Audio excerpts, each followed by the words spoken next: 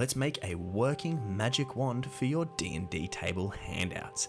This actually works and will reveal hidden secrets on maps and handouts for your players, helping to immerse your players in this magical world and have something awesome at your table that they'll never forget.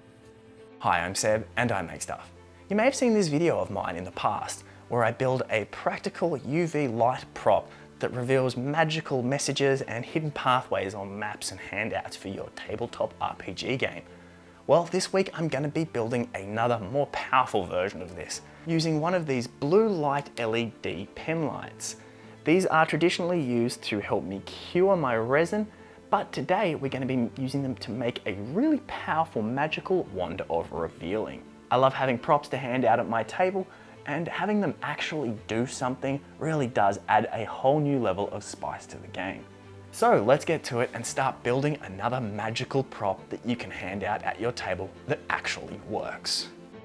So my idea is to take this $10 blue light torch that I got on Amazon and add a quartz to the front to really give it a magical appearance. I don't really like just the full black that these things come in for a magical wand at the table, so we're going to be wrapping this in gold leaf, covering it in some crackled texture paste, and building up a few more magical elements on the front and back to give us something more, well, magical. So let's get started on the build, shall we? I'll start by wrapping the front tip in a bit of masking tape so we don't accidentally cover the light up section, and spraying the entire thing in a metallic gold spray paint. This is just a base that I'm then going to completely cover up with some gold leaf. That way anywhere I miss is still going to have a gold bit shining through underneath. So I'm going to cover the entire thing in some glue and then start applying the gold leaf. This is probably not the best way of doing it, I'm sure there's better glues out there, but it does the trick for me. I really like that the gold leaf adds a bit more texture as we add it on with this Mod Podge glue, and once it's dry, we'll peel away the excess. Now, I didn't just like having a plain button on the back, so I used some AI to draw me up a mystical looking logo, converted it into a SVG file, and then imported it into Tinkercad. This gave me a basic shape, which I then cut out of a circle, leaving me with a nice stamp base. I made a few tweaks to this, got the measurements, and cut out a section to kind of hold it against the back of the wand, and made myself a custom button. I then exported this, brought it over to a 3D slicing software, and printed it out on my resin printer.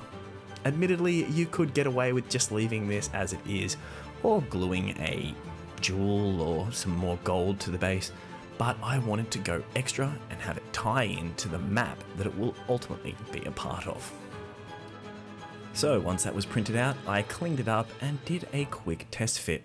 I did do a couple of extra versions, ultimately making it a lot taller, but you see here that the button fits nicely into its container, and then this fits perfectly onto the back of my wand. I was so stoked with this, I didn't actually expect it to work so well. So I primed up our base, glued it on, and here we have a working custom button on the back of our magic wand. I'm so happy. Now I'm going to use some technical mordant earth over all of the gold because I don't want it to just be a pure gold. I give this stuff a heavy coat, and when you see this stuff dry, it crackles and brings out all of that gold effect. I love this kind of technical paint, especially for a nice magical looking item. Now to stop that from peeling, I gave the entire thing a coat in a gloss Mod Podge because this is going to be handled and we don't want to lose all of those bits of crackle paint. Once this dries nice and clear, we are left with a beautiful centerpiece for our magic wand. So far so good, but now to add some more details to cover up these basic bits. So I'm going to take some Milliput and start squishing it together. This is going to be what holds our gems in place and gives us some more patterns around the base and top. I don't want to get this all over what I've worked on, so I wrap a bit of plastic around there and start putting this onto the wand.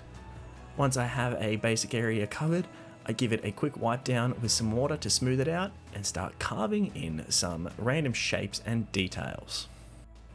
I had no plans here, I just started carving at it and trying to make something look a little bit more interesting than a chunk of clay. Once I was finished, I moved to the front piece, I glued our quartz in place, gave it a quick spray with a super glue accelerant, and started wrapping up some rolled out milliput around the top.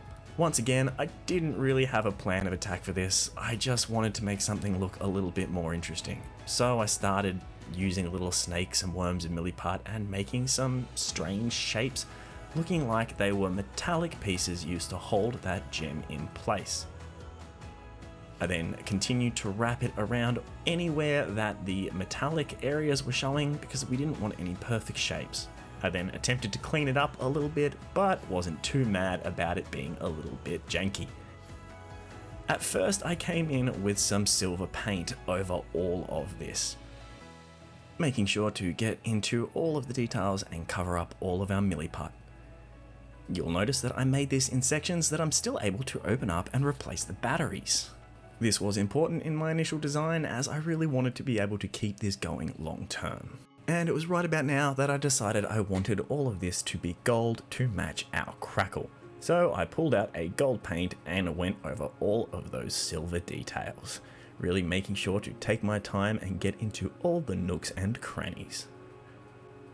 Now to blend this base piece in a little bit, I decided to hit all of these areas here with the crackle paint, so once it's added on, it's a bit more of a seamless transition between the two parts. And while that's drying, let's make a map. I'm going to be making this on a piece of cotton that I've burnt down and made a beautiful map out of, because this stuff really just holds that UV light beautifully. Once I've drawn out my design, I'm going to come in with some invisible ink pens that I've bought from Amazon, and this will be what is revealed with our magic wand. And with that, we can screw everything back together, and we are left with a working magic item. I did hit this all with a Nuln Oil over all these metallic sections off camera to just help blend everything together and fill in all of those gaps with some nice shading. That helps it to look nice and aged and fill in all of these gaps so we don't have a perfect gold. If you wanted something to look more new and freshly made, you probably wouldn't need that, but I wanted this to look ancient. So ultimately we are left with this fantastic working magic item that you can hand out at your table and help bring an extra element of immersion into your tabletop games. So I built this for a certain game and it played out perfectly at my table. I used it for an Airships pirate themed one-shot where they had special maps and secrets that they had to solve along the way, and my players absolutely loved it. If you want to go check it out, jump over to Tomes and Tales RPG, we'll be releasing it very shortly. I hope that this can bring something magical to your table, and if you want to see some more of my style of maps, jump over to this video here where you'll see how I make something a little bit more sturdy than your usual paper maps. Until next time, never stop making stuff.